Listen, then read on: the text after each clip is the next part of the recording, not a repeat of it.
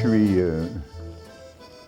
attristé, comme la plupart des syndicalistes militants, à l'égard des dérapages que peuvent provoquer certaines actions ou certains individus. Écoutez, on n'est pas des saints, mais je pense qu'il faut être conscient nous-mêmes de l'image qu'on projette, le mouvement syndical. Je ne parlerai pas de la FTQ ou de la CSN ou de telle ou telle centrale, mais on doit être conscient qu'il y a une opinion publique et qui doit être rassurée et continuellement bien informée de notre façon de faire et de procéder. Parce que le travailleur, la travailleuse, il se donne une arme de défense qui s'appelle un syndicat. Il faut qu'à l'égard de cet outil qu'ils façonnent, cette arme de défense qui est la leur, ils aient eux-mêmes le meilleur et le plus grand des contrôles. Le syndicalisme n'a pas bonne presse, de façon générale, il faut bien l'admettre, là, à cause de certains incidents qui se produisent ici et là. C'est que le grand public ne sait pas que c'est une infime proportion des travailleurs syndiqués qui, par leur relation avec l'employeur, provoquaient des grèves, puis des conflits, puis des situations qui dérangent l'opinion publique. Bon.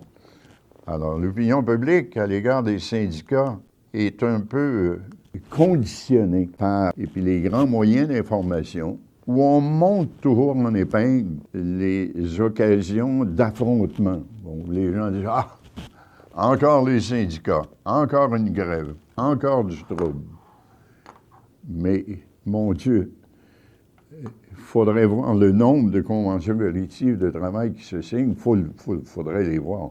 On le sait. Il faudrait voir que faudrait y penser. Il faudrait que des moyens que nous-mêmes, on a notre mea culpa à faire là-dessus, là. Bon. Que nous-mêmes, les syndicats, les centrales syndicales, les militants, tous ensemble, il faut mettre en marche des moyens pour, je dirais pas pour faire disparaître les affrontements. Il n'y a pas moyen. Il y aura toujours des affrontements. Qu'est-ce que vous voulez?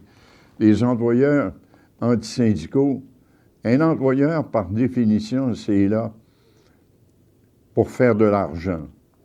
Et il y en a qui sont là pour en faire le plus possible sur le dos des travailleurs.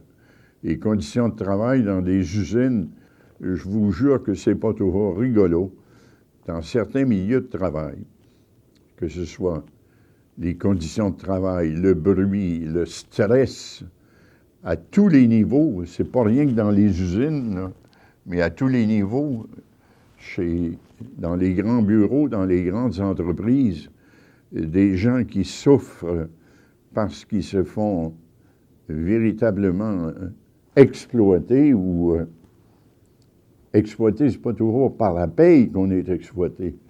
Parfois, c'est par d'autres types d'humiliation. Alors, les moyens de défense, ce sont les syndicats. Et les syndicats doivent s'équiper pour être en mesure de défendre leurs membres adéquatement. Et c'est une lourde tâche, soit dit en passant. Très lourde tâche à cause de la complexité des problèmes.